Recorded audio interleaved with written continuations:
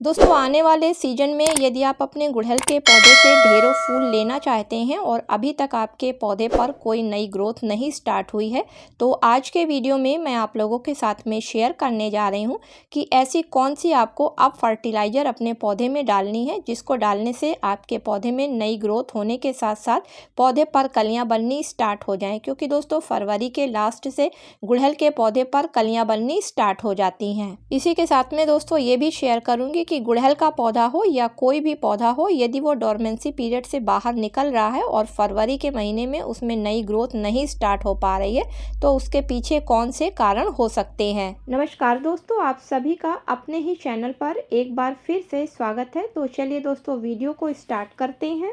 तो दोस्तों कभी कभी पौधों में नई ग्रोथ ना स्टार्ट होने की और भी कई वजह होती हैं, जैसे कि उसको पूरी तरीके से धूप का ना मिल पाना। क्योंकि गुड़हल का पौधा तो पूरी तरीके से धूप वाला ही पौधा है, इसलिए आप इस पौधे को ऐसी जगह पे रखें जहाँ पर इसके ऊपर सुबह से शाम तक की बराबर की धूप लग सके। दूसरी वजह होती है मिट्टी में नमी का कम होना। क्योंकि दोस्तों जब किसी पौधे पर नई ग्रोथ स्टार्ट होती है तो उस पौधे की मिट्टी में नमी का होना काफ़ी ज़रूरी होता है। क्योंकि नमी जब होगी तो पौधे की नई रूट्स निकलेंगी और पौधे पर नई ग्रोथ स्टार्ट होगी। इसलिए गुड़हल के पौधे में नमी को ज़रूर बना के रखें, लेकिन ओवर वाटरिंग ना होने दें। तीसरी वजह होती है कि पौधे की मिट्टी में नाइट्रोजन की कमी का होना। तो दोस्तों जब आप किसी पौधे से नई ग्रोथ लेना चाहते हैं तो उस पौधे में नाइट्रोजन युक्त फर्टिलाइज़र का ज़रूर इस्तेमाल करें, क्योंकि नाइट्रोजन की वजह से ही पौधे पर नई ग्रोथ होती है और पौधा हरा भरा होता है। तो दोस्तों मेन वजह ये थी जिसकी वजह से गुड़हल के पौधे में नई ग्रोथ स्टार्ट नहीं हो पाती है। तो चलिए अब देखते हैं पौधे पर नई ग्रोथ को लाने के लिए और पौधे से ज़्यादा मात्रा में कलियों और फूलों को लेने के लिए कौन सी होममेड फर्टिलाइज़र हम आज बनाकर अपने गुड़हल के पौधों में देने जा रहे हैं। दोस्तों इस फर्टिलाइज़र को तैयार करने के लिए पहली चीज़ हमें आलू के छिलकों की ज़रूरत पड़ेगी। और ये छिलके हम सभी के किचन से रोज़ ही निकलते हैं, क्योंकि हम सभी के वहाँ रोज़ ही आलू का इस्तेमाल सब्ज़ी बनाने के लिए किया जाता है। और ये आलू के छिलके फास्फोरस का मेन सोर्स होते हैं। तो अगर इसको हम अपने पौधों पर इस्तेमाल करते हैं तो हमारे पौधों में फास्फोरस की कमी लगभग 70% दूर हो जाती है। क्योंकि इसमें फास्फोरस के अलावा भी बहुत से माइक्रोन्यूट्रिएंट्स पाए जाते हैं, जैसे कि iron, potassium, magnesium, phosphorus, calcium, copper और जिंक। और ये सारे माइक्रोन्यूट्रिएंट्स ऐसे हैं जिनको कि पौधे पर देने से पौधे को सारे माइक्रोन्यूट्रिएंट्स एक बार में मिल जाते हैं और ये छिलके हमारे बाहर फेंकने से बच जाते हैं।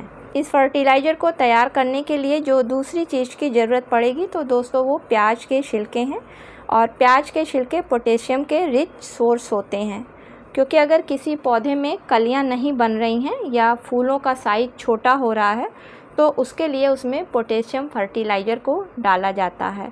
और गुड़हल के पौधे से अगर कलियां गिर रही हैं या फूलों का साइज़ छोटा हो रहा है तो उसके लिए प्याज के छिलकों की फर्टिलाइज़र सबसे बेस्ट फर्टिलाइज़र ऑर्गेनिक रूप में होती है। इसके अलावा इन प्याज के छिलकों में बहुत से ऐसे पोषक तत्व पाए जाते हैं, जैसे कि magnesium, sulphur, phosphorus, vitamin A और सी। इन सब में सबसे ज़्यादा पोटेशियम की मात्रा होती है। इसीलिए यहाँ पर इस फर्टिलाइज़र को बनाने के लिए प्याज के छिलकों का इस्तेमाल कर रहे हैं। इसके बाद यहाँ पर इस फर्टिलाइज़र को तैयार करने के लिए आधा कटा हुआ सूखा नींबू का छिलका ले रहे हैं, क्योंकि नींबू के छिलके में बहुत अधिक मात्रा में विटामिन सी पाया जाता है और विटामिन सी की वजह से पौधे में रेजिस्टेंस पावर काफ़ी बढ़ जाती है, जिसकी वजह से जिस पौधे पर इसका इस्तेमाल किया जाता है वो पौधा काफ़ी हेल्दी हो जाता है और उस पौधे पर कलियां जल्दी बनने लगती हैं। इसके अलावा फ्रेंड्स गुड़हल के पौधे को हल्की सी एसिडिक मिट्टी पसंद है और एसिडिक मिट्टी की कमी की वजह से भी गुड़हल के पौधे पर कलियां नहीं बनती हैं। तो नींबू में साइट्रिक एसिड पाया जाता है, जिसकी वजह से ये मिट्टी को एसिडिक बना देता है। अब इसकी फर्टिलाइज़र बनाना बहुत ही ज़्यादा आसान है। तो दोस्तों अगर आप एक पौधे के लिए ये फर्टिलाइज़र तैयार कर रहे हैं तो उसके लिए आप एक प्लास्टिक का बर्तन ले लें जिसमें कि ढक्कन लगा हुआ हो और उसमें आप आधा लीटर पानी साफ़ डाल लें।